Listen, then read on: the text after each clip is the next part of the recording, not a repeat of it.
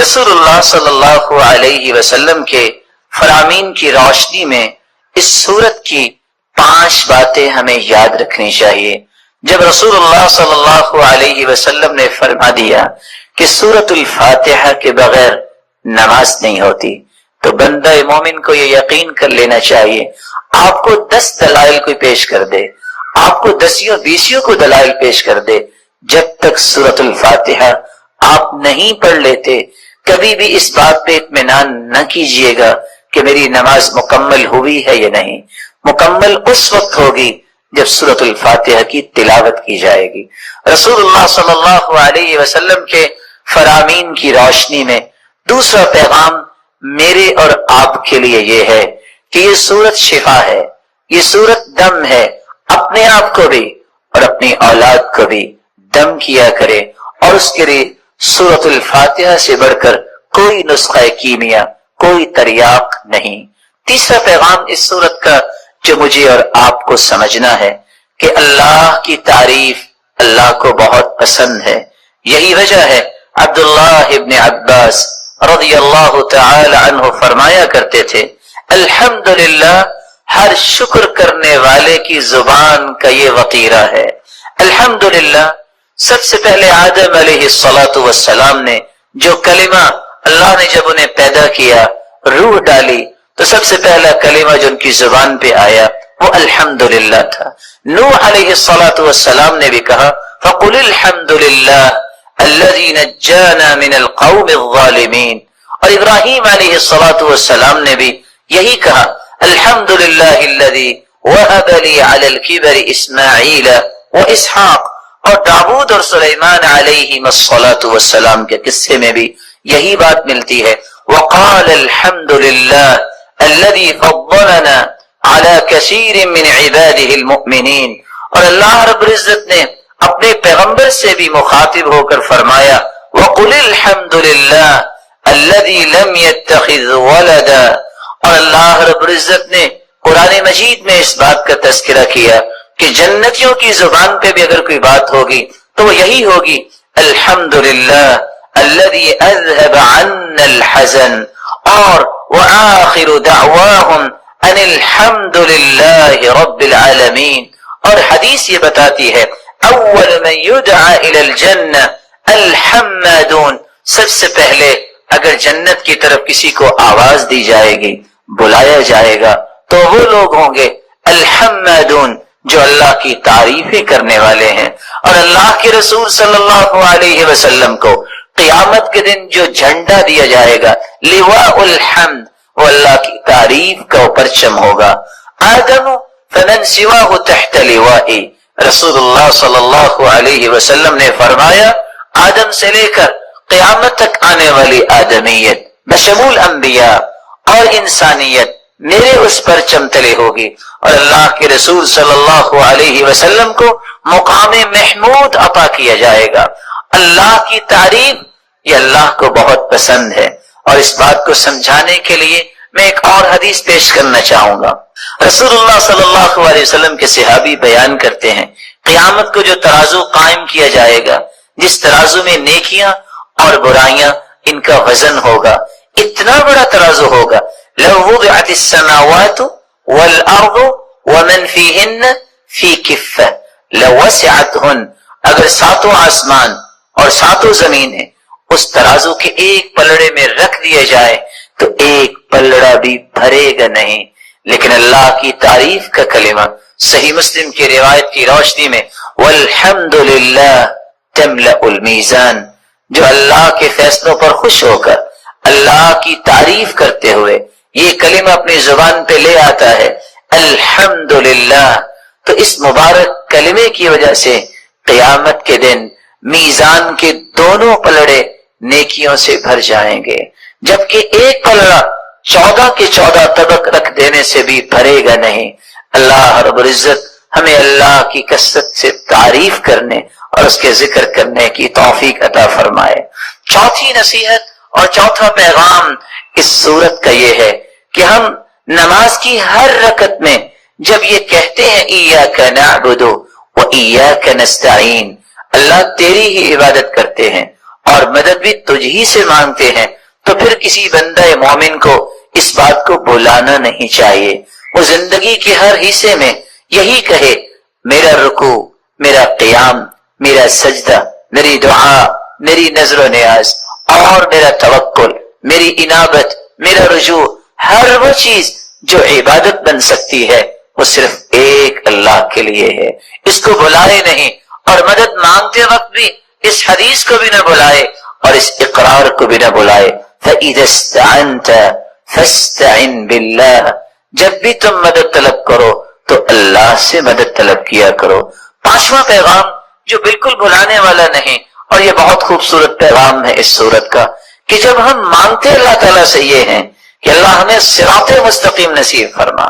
اور یہ وہ صراط مستقیم ہے جو اللہ تعالیٰ نے اپنے انعام یافتہ لوگوں کو عطا کیا، اور انعام پانے والے لوگ کون ہیں؟ اولئک الذین انعم اللہ علیہم من النبیین والصدیقین والشہداء والصالحین۔ وہ انبیاء کا راستہ ہم مانگتے ہیں، صدیقین کا راستہ مانگتے ہیں، شہداء کا راستہ مانگتے ہیں، صالحین کا راستہ مانگتے ہیں۔ وحسن اولئک رفیقا، ان سے بڑھ کے خوبصورت رفاقت کس کی ہو سکتی ہے؟ اتنی سعادت کہ ہم مانگتے ہیں، اے اللہ قیامت کے دن انبیاء کی صف میں ہمیں بھی کھڑا فرما، شہداء، صالحین اور نیک لوگوں کا ساتھ نصیب فرما، لیکن ساتھ اس بات کا مطالبہ کرتے ہیں، اللہ ہمیں یہودیوں کا راستہ، عیسائیوں کا راستہ، مغضوب علیہم یہود ہیں، الضالین عیسائی ہیں، وہ لوگ جن پہ اللہ کا غضب ہوا کیونکہ انہوں نے اللہ کی کتاب کو ٹکرا دیا اور علم سیکھنے سے ہی اپنے آپ کو دور رکھا۔ عیسائیوں کو کیوں ضالین کہا گیا؟ یہ کیوں گمراہ ہیں؟ پڑھنے کے باوجود انہوں نے عمل کرنا پسند نہیں کیا۔ اس لیے ہم راستہ مانگتے ہیں اللہ تعالیٰ سے، انبیاء اور شہداء اور صالحین اور صدیقین کا، جن کو علم سے محبت تھی، جن کو اللہ کا تقرب حاصل کرنے کا ذوق اور شوق تھا۔ یہی وجہ ہے کہ حکم آ گیا کہ جب تم وللضالین امام کہتا ہے تو تم آمین کہا کرو، اللہم استجب دعاءنا، اے اللہ ہماری دعا کو قبول فرما۔ اور اسی لیے ساتھ اللہ کے رسول نے فرما دیا، ما حسدتکم الیہود علی شیء ما حسدتکم علی السلام والتأمین۔ یہودیوں کو سب سے زیادہ اگر حسد ہوتا ہے تو کس بات پہ ہوتا ہے؟ جب تم آمین کہتے ہو، جب تم آپس میں ایک دوسرے کو سلام کہتے ہو، السلام علیکم ورحمۃ اللہ وبرکاتہ۔ اس کا مطلب یہ ہوتا ہے، اے اللہ اس میرے بھائی کو سلامت رکھ، اس پہ اپنی رحمتوں کا نزول فرما، اس کو برکتوں سے نواز۔ یہودی اس بات کو پسند نہیں کرتا کہ کسی مسلمان کو خیر مل جائے، اس پہ رحمت کا نزول ہو، اس پہ برکتوں کا نزول ہو۔ اس لیے سب سے زیادہ تکلیف، سب سے زیادہ دکھ، سب سے زیادہ حسد یہودی کو اس وقت ہوتا ہے جب تم آپس میں سلام کہتے ہو، اور جب تم امام کے پیچھے کھڑے ہو کر یا اکیلے نماز پڑھتے ہو تو ضالین کے بعد آمین کہتے ہو۔ اللہ رب العزت کے اس پیارے پیغام کی روشنی میں ہمیں آمین کا التزام اسی طرح ہی کرنا چاہیے جس طرح صحابہ کرام کا تھا۔ حتیٰ کہ روایت کے الفاظ ہیں، حتیٰ ان لمسجد رسول اللہ صلی اللہ علیہ وسلم للجہ، صحابہ کرام بلند آواز سے آمین کہتے، یہاں تک کہ اللہ کے رسول صلی اللہ علیہ وسلم کی مسجد میں گونج اٹھتی۔ رسول اللہ صلی اللہ علیہ وسلم نے سورۃ الفاتحہ کے بارے میں کتنی خوبصورت باتیں بیان کی۔ سب سے پہلے بات، رسول اللہ صلی اللہ علیہ وسلم نے فرمایا، والذی نفسی بیدی، قسم ہے اس ذات کی جس کے ہاتھ میں میری جان ہے، ما انزل فی التوراۃ ولا فی الانجیل ولا فی الزبور ولا فی الفرقان مثلها، یعنی القرآن، وإنها لسبع من المثانی والقرآن العظیم الذي أعطيته۔ اللہ تعالیٰ نے آسمانی اور الہامی کتابوں میں سے نہ تو تورات میں ایسی صورت نازل کی، نہ انجیل میں ایسی صورت نازل کی، نہ ہی زبور میں ایسی کوئی صورت نازل کی، اور نہ ہی قرآن مجید میں ایسی صورت ہے جیسی اللہ تعالیٰ نے سورۃ الفاتحہ کو نازل کر کے اپنی مخلوق پر انعام کیا ہے۔ یہ 7 آیتیں بار بار پڑھی جانے والی ہیں۔ یہ ام القرآن بھی ہے، قرآن مجید کی ماں کا درجہ اس کو دیا گیا، ام الکتاب بھی ہے، یہ کتاب اللہ کی ماں کا درجہ دیا گیا اس کو۔ رسول اللہ صلی اللہ علیہ وسلم نے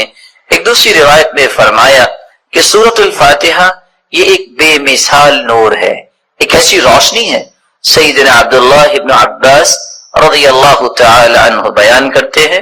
بینما جبریل قاعد عند النبی صلی اللہ علیہ وسلم سمع نقیضا من فوقه فرفع رأسه فقال، رسول اللہ صلی اللہ علیہ وسلم کے پاس جبریل امین تشریف فرما تھے، اچانک سے ایک آواز آئی، رسول اللہ صلی اللہ علیہ وسلم نے اپنا سر مبارک اٹھایا اور پوچھا یہ آواز کیسی ہے؟ تو جبریل امین نے جواب دیا، هذا باب من السماء فتح اليوم لم يفتح قط الا اليوم، آسمان کا یہ وہ دروازہ کھلا ہے جو آج تک نہیں کھلا تھا۔ فنزل منه ملک، اور اس دروازے سے ایک فرشتہ زمین کی طرف اترا ہے، فقال هذا ملک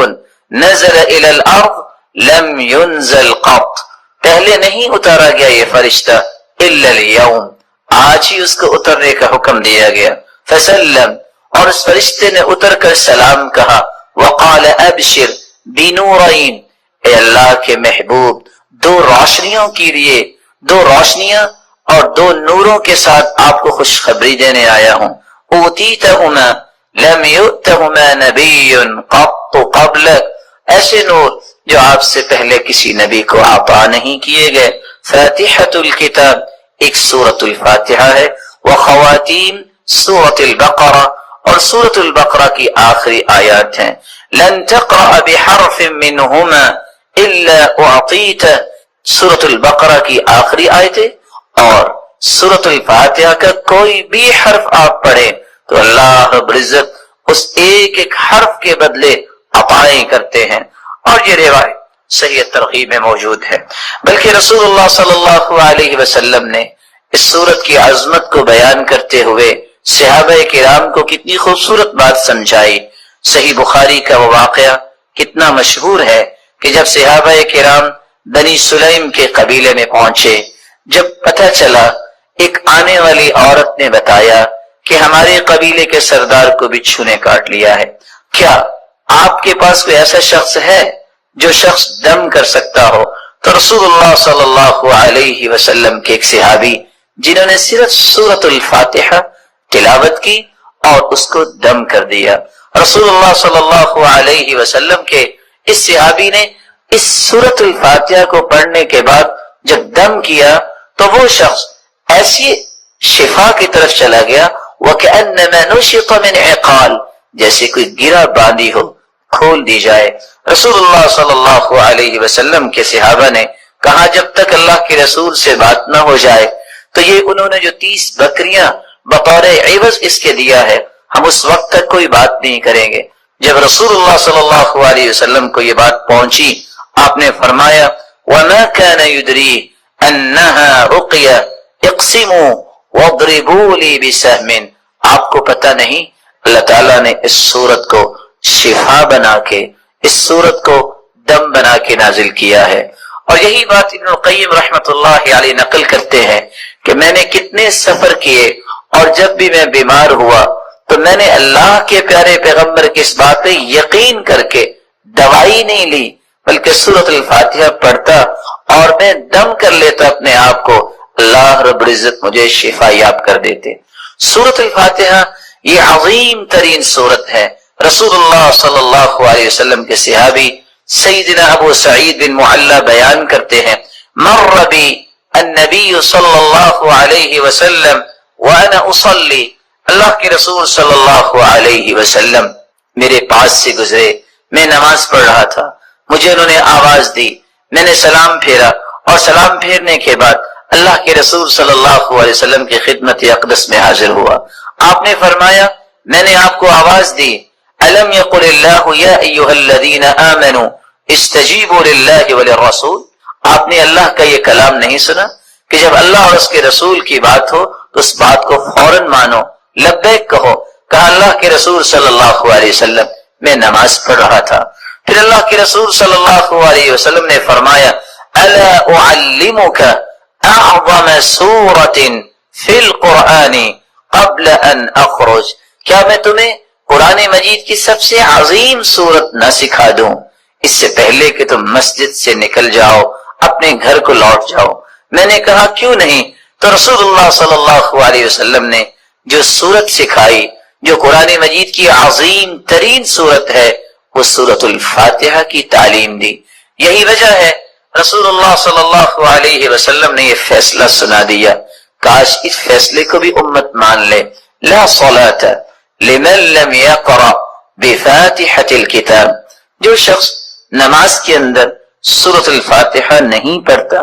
اس کی نماز نہیں ہوتی، جیسا کہ صحیح بخاری کی روایت ہے۔ اور صحابی تو بیان کرتے ہیں عبادہ بن صامت رضی اللہ تعالی عنہ کہ فجر کی نماز ہم نے پڑھی اللہ کے رسول صلی اللہ علیہ وسلم کے پیچھے، جب رسول اللہ صلی اللہ علیہ وسلم قرآن کی تلاوت کر رہے تھے، فثقلت علیہ القراءۃ، قرات آپ پہ بوجھل ہوئی، رسول اللہ صلی اللہ علیہ وسلم نے سلام پھیرا اور سوال کیا لعلکم تقرؤون خلف امامکم، کیا تم امام کے پیچھے بھی پڑھتے ہو؟ تو صحابہ کرام نے کہا جی ہاں۔ تو رسول اللہ صلی اللہ علیہ وسلم نے فرمایا لا تقرؤوا لا تفعلوا كما في روایت اخرى، دوسری روایت کے الفاظ ہیں لا تفعلوا الا بفاتحة الكتاب، امام کے پیچھے کھڑے ہو کر تم صرف سورۃ الفاتحہ پڑھا کرو، فإنه لا صلاة لمن لم يقرأ بها، کیونکہ سورۃ الفاتحہ پڑھنے کے بغیر نماز نہیں ہوتی۔ یہ ایسی خوبصورت اور ایسی مبارک صورت ہے جو اللہ اور اس کی مخلوق کے درمیان مکالمے کا خوبصورت جوہر ہے، ایسا گوہر ہے انسان الحمدللہ رب العالمین کہتا ہے تو اللہ رب العزت فرماتے ہیں حمیدنی عبدی، میرے بندے نے میری حمد و توصیف بیان کی۔ جب بندہ مومن الرحمن الرحیم کہتا ہے تو اللہ رب العزت فرماتے ہیں اثنى علی عبدی، میرے بندے نے میری تعریف کی ہے۔ جب بندہ مومن یہ کہتا ہے مالک یوم الدین تو اللہ رب العزت فرماتے ہیں مجدنی عبدی، میرے بندے نے میری بزرگی بیان کی ہے۔ جب انسان بندہ مومن یہ کہتا ہے ایاک نعبد و ایاک نستعین تو اللہ رب العزت فرماتے ہیں ھذا بینی و بین عبدی ولعبدی ما سأل، یہ میرے اور میرے بندے کے درمیان ہے، جو کچھ بھی میرا بندہ مانگے گا میں اسے عطا کروں گا۔ تو اللہ رب العزت کے ساتھ ہم کلام ہونے کا یہ خوبصورت ذریعہ ہے۔ تو آئیے اس سورت کی طرف چلتے ہیں اور اس کے معنی کو سمجھنے کی کوشش کرتے ہیں۔ بسم اللہ الرحمن الرحیم، الحمد للہ رب العالمین، الحمد تمام تعریفیں، للہ اللہ کے لیے ہیں، رب العالمین جو تمام جہانوں کا رب ہے، الرحمن الرحیم جو بہت مہربان ہے، الرحیم نہایت رحم کرنے والا ہے، مالک یوم الدین مالک ہے یوم الدین بدلے کے دن کا، جزا کے دن کا،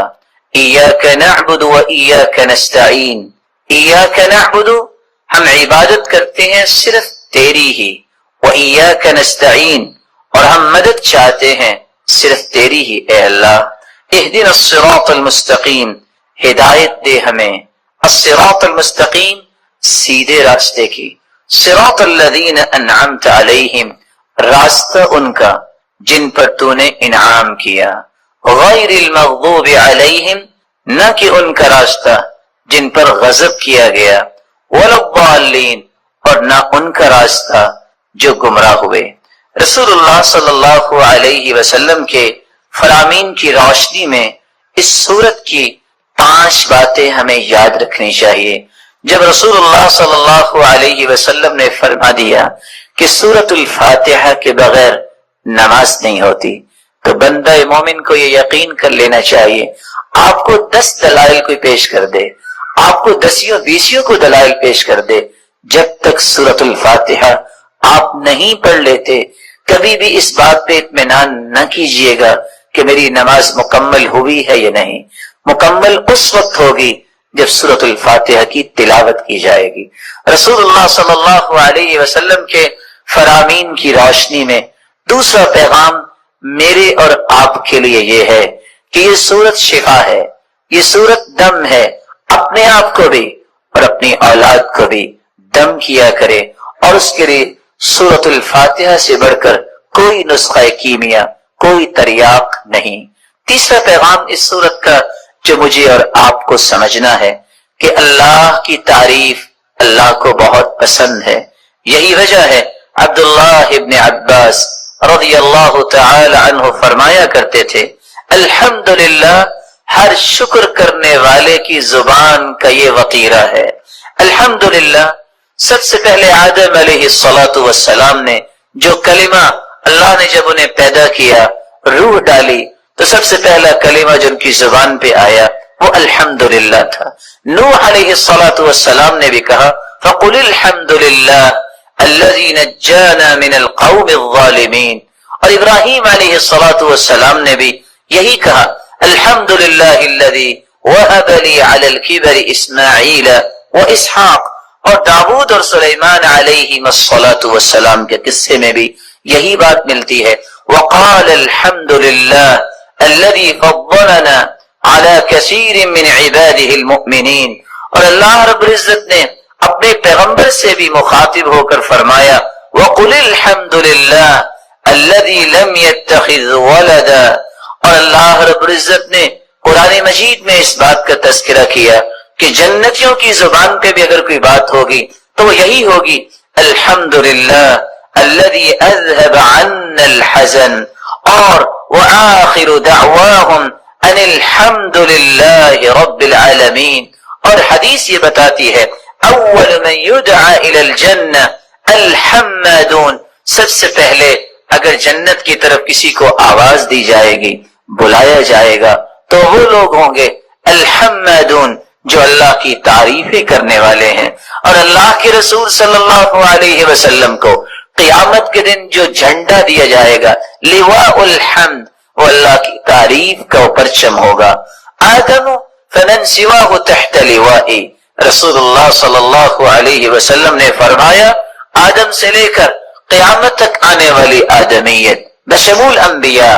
اور انسانیت میرے اس پرچم تلے ہوگی. اور اللہ کے رسول صلی اللہ علیہ وسلم کو مقام محمود عطا کیا جائے گا. اللہ کی تعریف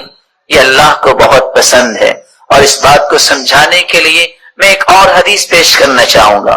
رسول اللہ صلی اللہ علیہ وسلم کے صحابی بیان کرتے ہیں قیامت کو جو ترازو قائم کیا جائے گا، جس ترازو میں نیکیاں اور برائیاں ان کا وزن ہوگا، اتنا بڑا ترازو ہوگا لو وضعت السماوات والارض ومن فیہن فی کفہ لوسعتہن. اگر ساتوں آسمان اور ساتوں زمینیں اس ترازو کے ایک پلڑے میں رکھ دیے جائے تو ایک پلڑا بھی بھرے گا نہیں. لیکن اللہ کی تعریف کا کلمہ صحیح مسلم کی روایت کی روشنی میں والحمدللہ تملأ المیزان، جو اللہ کے فیصلوں پر خوش ہو کر اللہ کی تعریف کرتے ہوئے یہ کلمہ اپنی زبان پہ لے آتا ہے الحمدللہ، تو اس مبارک کلمے کی وجہ سے قیامت کے دن میزان کے دونوں پلڑے نیکیوں سے بھر جائیں گے، جبکہ ایک پلڑا 14 کے 14 طبق رکھ دینے سے بھی بھرے گا نہیں. اللہ رب العزت ہمیں اللہ کی کثرت سے تعریف کرنے اور اس کے ذکر کرنے کی توفیق عطا فرمائے. چوتھی نصیحت اور چوتھا پیغام اس سورت کا یہ ہے کہ ہم نماز کی ہر رکعت میں جب یہ کہتے ہیں ایاک نعبد و ایاک نستعین، اللہ تیری ہی عبادت کرتے ہیں اور مدد بھی تجھ ہی سے مانگتے ہیں، تو پھر کسی بندہ مومن کو اس بات کو بلانا نہیں چاہیے. وہ زندگی کے ہر حصے میں یہی کہے میرا رکوع، میرا قیام، میرا سجدہ، میری دعا، میری نظر و نیاز اور میرا توکل، میری انابت، میرا رجوع، ہر وہ چیز جو عبادت بن سکتی ہے وہ صرف ایک اللہ کے لیے ہے. اس کو بلائے نہیں، اور مدد مانگتے وقت بھی اس حدیث کو بھی نہ بلائے اور اس اقرار کو بھی نہ بلائے. فَإِذَا اسْتَعَنْتَ فَاسْتَعِنْ بِاللَّهِ، جب بھی تم مدد طلب کرو تو اللہ سے مدد طلب کیا کرو. پانچواں پیغام جو بالکل بھلانے والا نہیں، اور یہ بہت خوبصورت پیغام ہے اس سورت کا، کہ جب ہم مانگتے اللہ تعالیٰ سے یہ ہیں کہ اللہ ہمیں صراط مستقیم نصیب فرما، اور یہ وہ صراط مستقیم ہے جو اللہ تعالیٰ نے اپنے انعام یافتہ لوگوں کو عطا کیا. اور انعام پانے والے لوگ کون ہیں؟ اولئک الذین انعم اللہ علیہم من النبیین والصدیقین والشہداء والصالحین. وہ انبیاء کا راستہ ہم مانگتے ہیں، صدیقین کا راستہ مانگتے ہیں، شہداء کا راستہ مانگتے ہیں، صالحین کا راستہ مانگتے ہیں. وحسن اولئک رفیقا، ان سے بڑھ کے خوبصورت رفاقت کس کی ہو سکتی ہے؟ اتنی سعادت کہ ہم مانگتے ہیں اے اللہ قیامت کے دن انبیاء کی صف میں ہمیں بھی کھڑا فرما، شہداء، صالحین اور نیک لوگوں کا ساتھ نصیب فرما. لیکن ساتھ اس بات کا مطالبہ کرتے ہیں اللہ ہمیں یہودیوں کا راستہ، عیسائیوں کا راستہ، مغضوب علیہم یہود ہیں، الضالین عیسائی ہیں، وہ لوگ جن پہ اللہ کا غضب ہوا کیونکہ انہوں نے اللہ کی کتاب کو ٹکرا دیا اور علم سیکھنے سے ہی اپنے آپ کو دور رکھا. عیسائیوں کو کیوں ضالین کہا گیا؟ یہ کیوں گمراہ ہیں؟ پڑھنے کے باوجود انہوں نے عمل کرنا پسند نہیں کیا. اس لیے ہم راستہ مانگتے ہیں اللہ تعالیٰ سے انبیاء اور شہداء اور صالحین اور صدیقین کا، جن کو علم سے محبت تھی، جن کو اللہ کا تقرب حاصل کرنے کا ذوق اور شوق تھا. یہی وجہ ہے کہ حکم آ گیا کہ جب تم ولضالین امام کہتا ہے تو تم آمین کہا کرو. اللہم استجب دعاءنا، اے اللہ ہماری دعا کو قبول فرما. اور اسی لیے ساتھ اللہ کے رسول نے فرما دیا ما حسدتکم الیہود علی شیء ما حسدتکم علی السلام والتأمین. یہودیوں کو سب سے زیادہ اگر حسد ہوتا ہے تو کس بات پہ ہوتا ہے؟ جب تم آمین کہتے ہو، جب تم آپس میں ایک دوسرے کو سلام کہتے ہو، السلام علیکم ورحمۃ اللہ وبرکاتہ. اس کا مطلب یہ ہوتا ہے اے اللہ اس میرے بھائی کو سلامت رکھ، اس پہ اپنی رحمتوں کا نزول فرما، اس کو برکتوں سے نواز. یہودی اس بات کو پسند نہیں کرتا کہ کسی مسلمان کو خیر مل جائے، اس پہ رحمت کا نزول ہو، اس پہ برکتوں کا نزول ہو. اس لیے سب سے زیادہ تکلیف، سب سے زیادہ دکھ، سب سے زیادہ حسد یہودی کو اس وقت ہوتا ہے جب تم آپس میں سلام کہتے ہو اور جب تم امام کے پیچھے کھڑے ہو کر یا اکیلے نماز پڑھتے ہو تو ضالین کے بعد آمین کہتے ہو. اللہ رب العزت کے اس پیارے پیغام کی روشنی میں ہمیں آمین کا التزام اسی طرح ہی کرنا چاہیے جس طرح صحابہ کرام کا تھا. حتیٰ کہ روایت کے الفاظ ہیں حتیٰ ان لمسجد رسول اللہ صلی اللہ علیہ وسلم للجہ. صحابہ کرام بلند آواز سے آمین کہتے یہاں تک کہ اللہ کے رسول صلی اللہ علیہ وسلم کی مسجد میں گونج اٹھتی. کون سے ایسے اعمال ہیں جو اللہ تعالیٰ نے ان لوگوں کے لیے رکھے ہیں جو حج پہ نہیں جا سکے لیکن پھر بھی اللہ ان کو حج اور عمرے کا ثواب نصیب فرما دیتے ہیں؟ ان میں سے پہلا کام، گھر سے وضو کیجئے،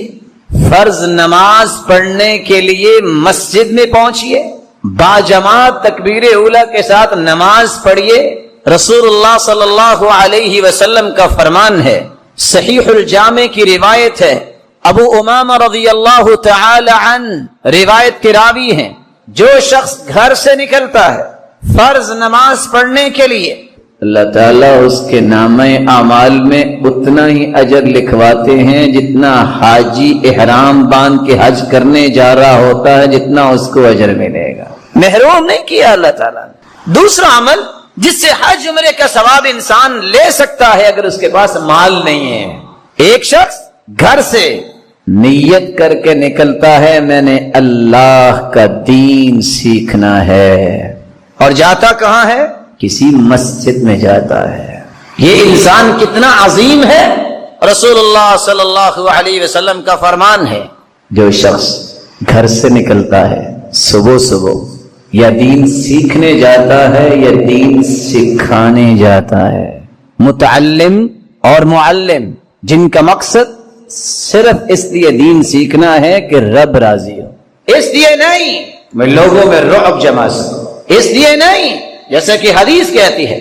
لوگوں کو اپنی طرف متوجہ کرنے کے لیے، اس لیے نہیں مجھے کہ دنیا کے 4 ٹکے مل جائیں، اس نظریے سے گھر سے نکلتا ہے میں رب کے قریب ہو جاؤں، جہالت مجھ سے دور ہو جائے، میرا رب راضی ہو جائے، یہ گھر سے نکلتا ہے 3 انعامات پاتا ہے۔ پہلا انعام اللہ کے رسول کا فرمان ہے اللہ کے نورانی فرشتے اس کے لیے پر بچھاتے ہیں۔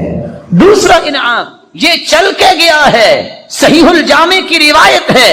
یہ کسی راستے پہ چلا ہے، کسی روڈ پہ چلا ہے، خواہ یہ گاڑی پہ گیا ہے، اس کے پاؤں پہ گرد، اس کے چہرے پہ، اس کے لباس پہ جتنی گرد پڑے گی قیامت کے دن جنت کی اتنی کستوری اس کو نصیب ہو جائے گی۔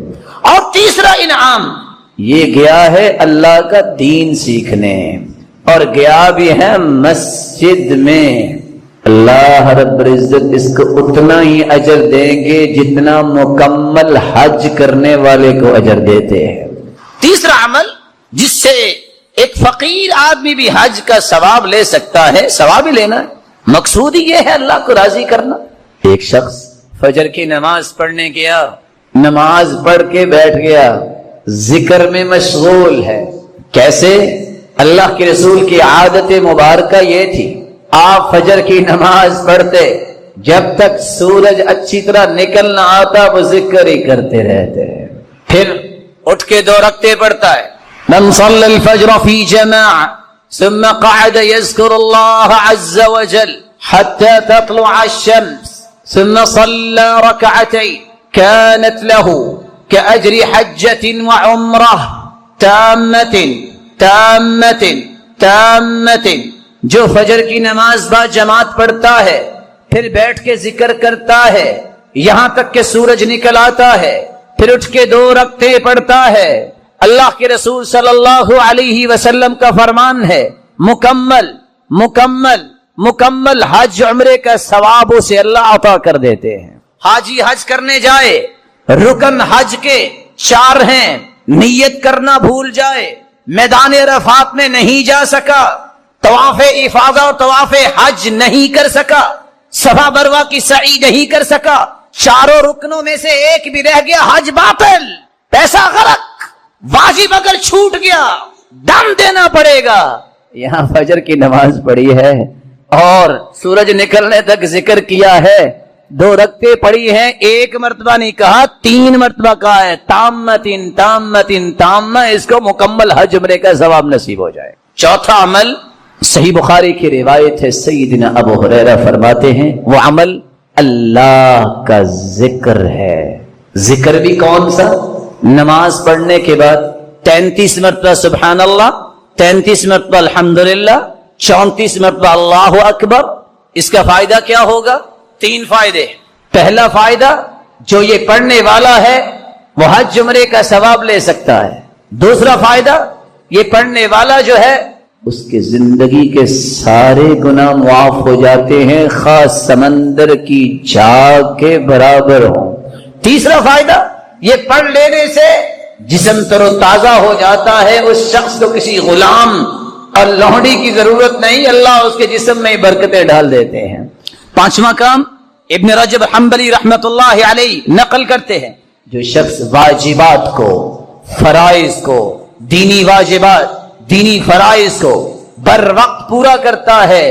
نفلی حج عمرے سے اس کو اللہ تعالیٰ زیادہ ثواب دیتے ہیں۔ چھٹی بات، حرام مال سے بچ جانے والا بھی حج عمرے سے زیادہ اجر لے سکتا ہے۔ 1 درہم ہے، اس کے 6 حصے کیے جائے، 1 حصہ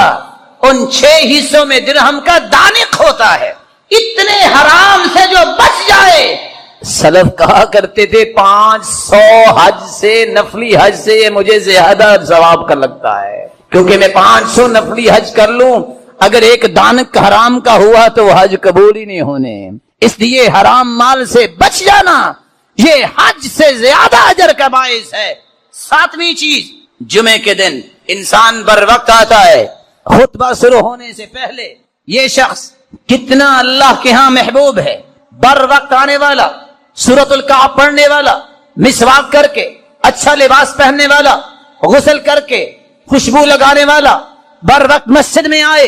امام کے قریب بیٹھے، خاموشی سے سنے، خاموش ہو جائے، توجہ سے سنے، نماز امام کے ساتھ پڑھے، لغویات نہ کرے، یہ شخص نفلی حج سے زیادہ اجر حاصل کرنے والا ہے۔ 8واں کام، محنف ابن سلیم روایت کرتے ہیں، جس شخص نے رمضان کے پورے روزے رکھے، گناہ نہیں کیا، فسق و فجور نہیں کیا، تعبد، عبادت، قرآن، ذکر، صدقہ، نیکیاں کرنے کے بعد یہ شخص اس نیت سے عید پڑھنے جاتا ہے، عید کے وہ تمام احکامات کو سامنے رکھتے ہوئے فجر کی نماز، پھر اس کے بعد اچھا لباس، کچھ کھا کے جاتا ہے، تکبیر کہتا ہے۔ عید الفطر پڑھنے والے کو اللہ عمرے کے برابر ثواب دیتا ہے، اور عید الاضحیٰ پڑھنے والے کو حج کے برابر ثواب دیتا ہے۔ 9ویں چیز جس سے انسان حج عمرے کا ثواب لے سکتا ہے، ابو ہریرہ رضی اللہ تعالی عنہ روایت معروف ہے، منافقوں پہ فجر اور عشاء کی نماز بھاری ہوتی ہے، اگر لوگوں کو پتا چل جائے کہ فجر اور عشاء کی نماز با جماعت پڑھنے کا اجر عظیم کتنا ہے،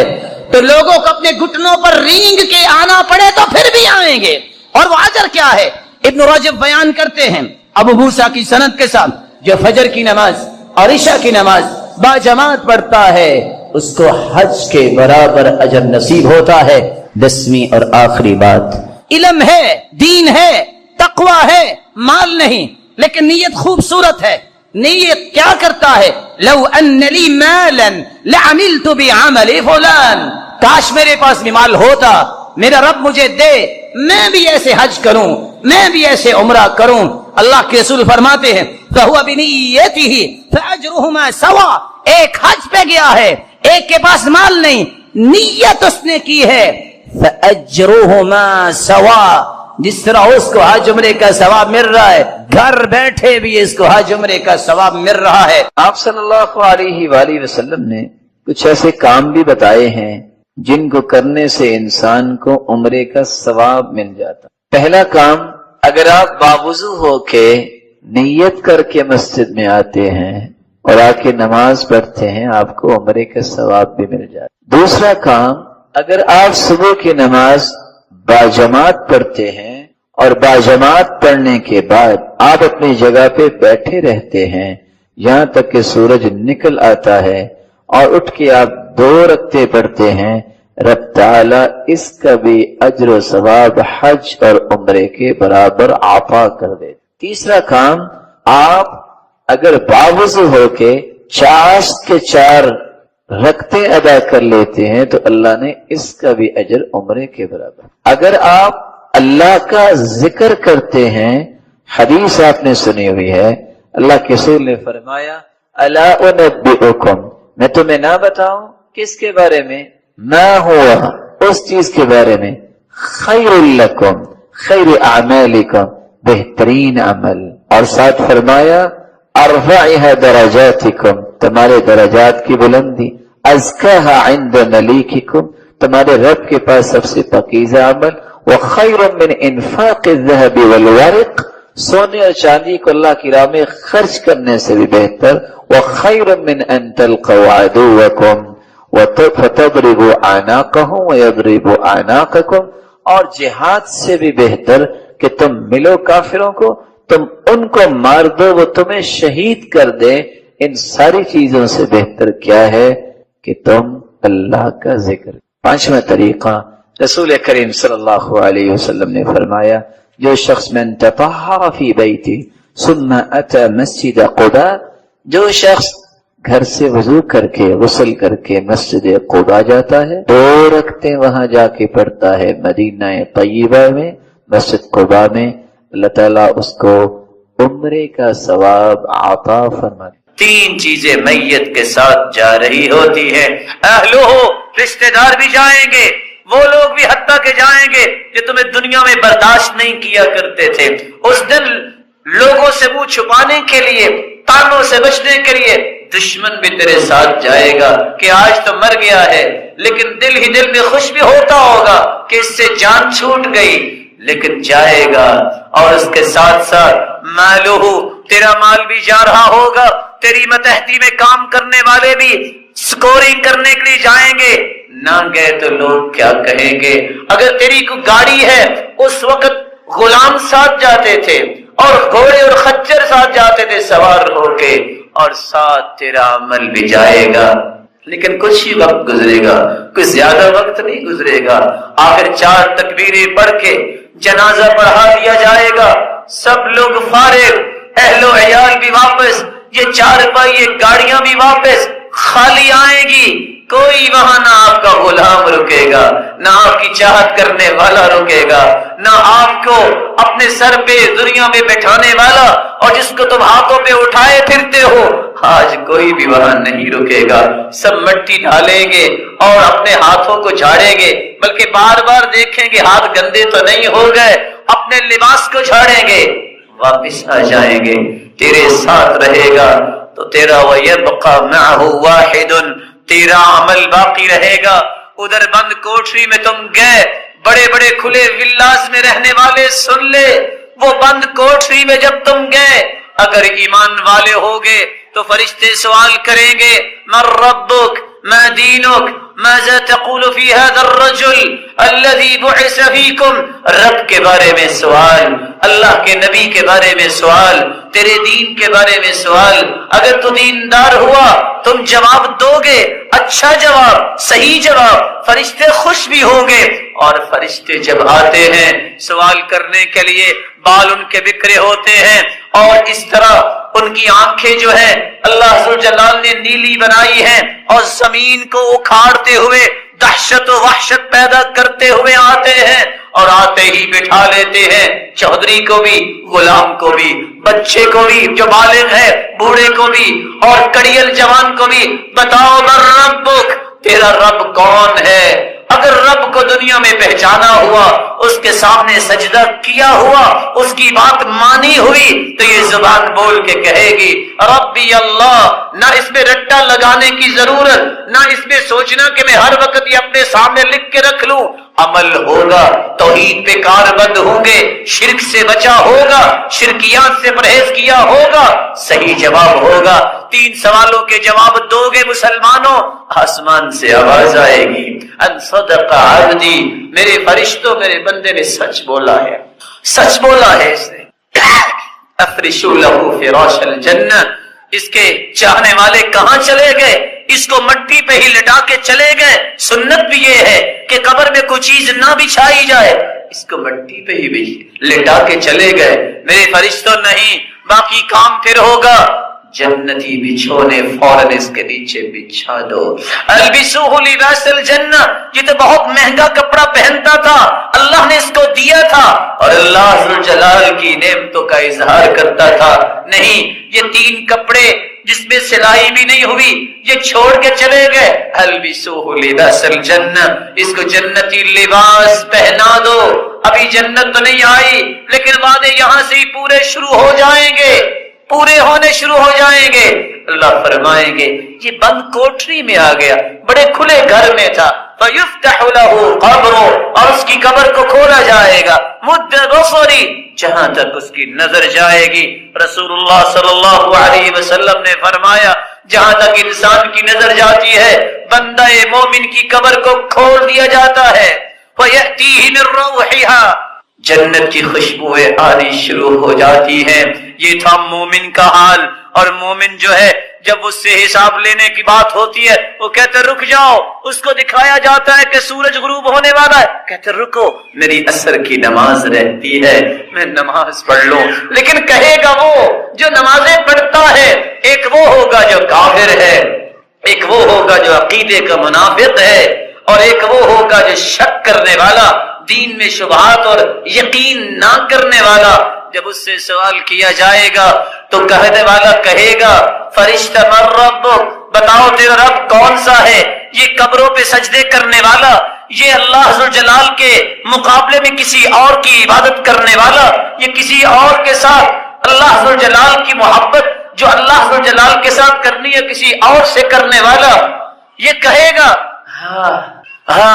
لا ادری، میں نہیں جانتا، لا ادری، وكأنه يتذكر شيئا ولم يذكر،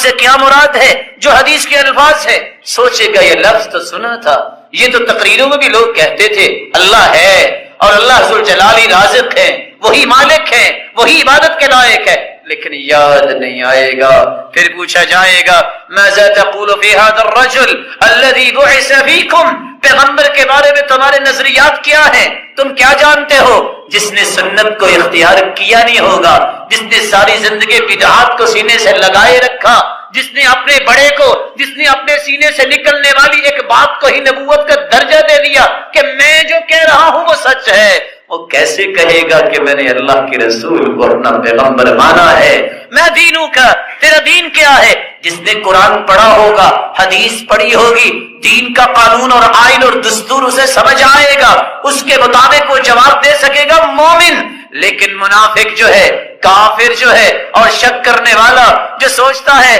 لگتا نہیں ہے کہ دینداروں کا کچھ بن سکے گا، لگتا نہیں ہے کہ نماز پڑھنے والوں کی کوئی کام آ سکے گی، ایسے شخص قبر میں جواب نہیں دے پائیں گے۔ اور دونوں ہستیاں آپ کے سامنے ہیں، ایک مومن ہے جس کو فرشتے کہیں گے اتنا تو بتا دو، تمہیں جواب کیسے آئے؟ یہ بندہ مومن وہاں بھی کہے گا قرأت القرآن، میں نے قرآن پڑھا، وعملت بما فی، میں نے اس پہ عمل کیا، اور دوسری روایتوں کے الفاظ ہے وصدقت بہ، میں نے قرآن کی ہر بات کو سچا مان لیا، جو اس کے اللہ کے پیارے محبوب نے بات کی میں نے اسے سچا مان لیا۔ اس وقت پھر کہتا ہے جب اسے جنت میں اس کا گھر دکھا دیا جاتا ہے، کہتا ہے رکو رب اقم الساعہ، رب اقم الساعہ، اللہ جلدی سے قیامت کو قائم کیجئے، حتی ارجع الی اہلی، کیوں؟